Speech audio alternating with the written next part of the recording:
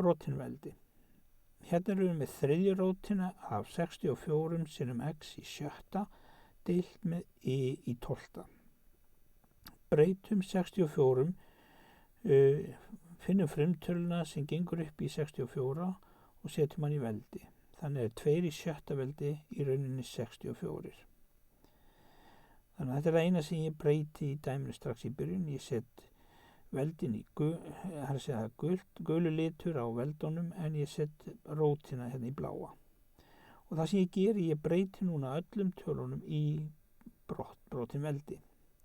Þannig verður 2 í veldinu veldi á móti rótinni, það kemur hér. X-ið er í veldinu á móti rótinni, það kemur hér. Og y er í veldinu á móti rótinni sem kemur þá hér. Nú, ég get klára veldin. 2 í veldinu 6 þriðju er bara 2 í veldinu 2 sem þýðir að verða 4 rétt og eftir.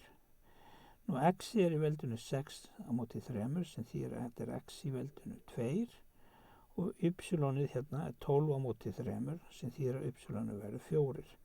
Þannig að eftir að hafa lagað tvistinn 2 í öðru veldi og gert það 4 þá er þetta loka svarið sem er mun einfaldara heldur en ég lagði upp með.